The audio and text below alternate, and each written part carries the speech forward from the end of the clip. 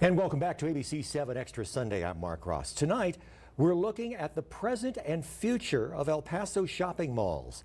Joining me now is Adam Frank, the president of River Oaks Properties, and that company is behind some of El Paso's biggest shopping complexes, like the West Town Marketplace off I-10 and Paseo del Norte on the west side, and the East Lake Marketplace off I-10 and East Lake in Far East El Paso. Adam, thank you for coming on the show. Thank you for having me, Mark. How long has River Oaks Properties been in El Paso, and how many different properties does the company have around town? So we have been in El Paso for a long time. It was founded by Gerald Rubin over 50 years ago. We have close to 150 properties in El Paso, totaling several million square feet. And if people recognize the name Gerald Rubin, they will probably associate it with Helen of Troy. Yes, yes, he founded Helen of Troy. Is there a name, a specific business name for the properties like West Town Marketplace and the East Lake Marketplace? Are they considered shopping centers? Yes, yes, they're considered outdoor power center shopping centers. Okay, power centers. Okay. What makes a power center a power center? I think a power center is an outdoor shopping center with large anchors, large boxes that you see throughout town. Could be Walmart, could be Target, could be Ross Dress for Less, and then also has small shops as well as smaller buildings. And of course, you also have smaller strip mall properties around El Paso. Yes, that's how we started. We started building smaller neighborhood shopping centers, and as the market in El Paso continued to grow and there was a demand for larger tenants, we expanded into the larger national tenant power centers. Is River Oaks Properties in competition to get the kind of stores that you would say see at Cielo Vista Mall? Yes and no. I would say the retail market has changed a lot over the last 10 plus years. And so Cielo Vista Mall is a highly successful indoor mall owned by Simon Property. Many malls around the country have lost a lot of their glamour and successful tenants to outdoor power center type tenants. So I would say we compete more today than we did previously, where many of the mall tenants are looking to go in outdoor power center type centers. And does that have a lot to do, first of all, I guess, with location, and then probably also the leases? Yeah, I think, like I said, a lot has changed. I think shopping patterns and habits changed.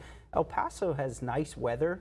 I think 300 days of the year, more or less, other than our windy season and our cold season. We usually have a lot of sunshine. So consumers like to be outside. The ease of access, a nice parking lot to be able to go in and out of is more favorable than going into a mall. And I think, as you mentioned, the cost to operate an indoor mall is significantly higher than an outdoor mall. And of course, I guess the other advantage for customers of power centers is the fact that you have a wide variety of businesses, primarily restaurants and you know, places like Starbucks and so forth. Right. Over the last few years since the pandemic, the restaurant market has really, I would say, exploded. There's a huge demand for convenience, small restaurants, national franchises, especially if you have the land area to accommodate multiple drive-thrus. Chick-fil-A is one of the most successful operators, as well as McDonald's and Starbucks, as you mentioned.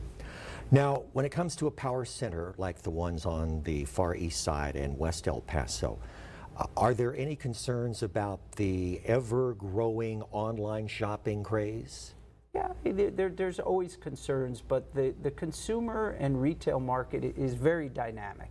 The consumer has been very resilient. Retail has been thrown to the wolves, I guess I would say, or put out to die many times over different eras. The 2008 recession, the Amazon fear and threat, but retail always seems to bounce back. There's ways that the retailers have adjusted their business with pickup locations, using their stores as warehouses for online pickup as well as retail, I think has really benefited the good retailers over the last few years. Now, there was a report recently from Cushman & Wakefield. They are a national commercial real estate firm, and it shows El Paso has a lower retail vacancy rate than other cities. What do you think is the secret to El Paso getting and keeping customers and businesses? Well, we don't want to tell that to everybody, do we? El Paso historically has been a great retail market. We've really enjoyed developing here, owning property for many, many decades. And we don't like to let the secret out, but I would say we're a dynamic economy, being that we're on the border. We get a large amount of traffic of cross-border people coming to shop.